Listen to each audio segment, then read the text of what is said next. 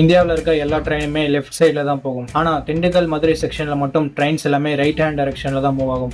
ஏன் இந்த லைனுக்கு மட்டும் விதிவிலக்கு? இது ஏன்னு தெரிஞ்சுக்க நம்ம ஹிஸ்டரியில் கொஞ்சம் பின்னாடி போகணுங்க. 1857 திருச்சியில இருந்து மதுரைக்கு திண்டுக்கல் வழியா ஒரு மீட்டர் கேஜ் ட்ராக்ன்றது போடுறாங்க. ஆனால் அதுவே 1980 கரூர்ல இருந்து திண்டுக்கல் வழியா மதுரைக்கு ஒரு பிராட் கேஜ்ல ட்ராக்ன்றது போடுறாங்க.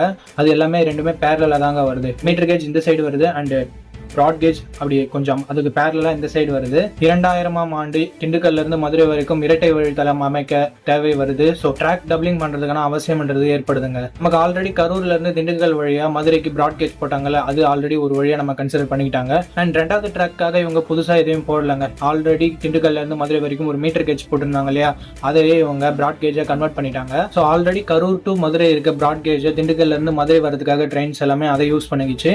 அண்ட் இப்போ புதுசா அமைச்ச அதாவது மீட்டர் கேஜ்ல இருந்து பிராட் கேஜா கன்வெர்ட் பண்ண லைனை மதுரையில இருந்து திண்டுக்கல் போறதுக்காக இருக்கிற ட்ரெயின் எல்லாமே யூஸ் பண்ணிக்கிச்சுங்க. ஸோ இந்த ரெண்டு ட்ராக்குமே ஜியாகிரபிக்கலாவே ரைட் சைட்ல தாங்க இருக்கு.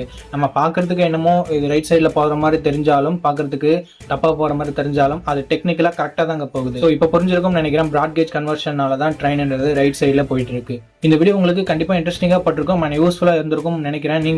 நீங்க இதை எத்தனை பேர் நோட் பண்ணீங்க அப்படின்னு மறக்காம கீழே கமெண்ட் செக்ஷன்ல சொல்லுங்க. இதே மாதிரி இன்ட்ரெஸ்டிங் வீடியோஸ்க்கு நம்ம சேனலை சப்ஸ்கிரைப் பண்ணிட்டு பெல் ஐகான் பிரஸ் பண்ணி ஆல் கொடுத்துக்கோங்க. இந்த வீடியோஸ்க்கு நிறைய லைக்ஸ் கொடுங்க, அப்பதான் நிறைய பேருக்கு போய் ரீச் ஆகும்.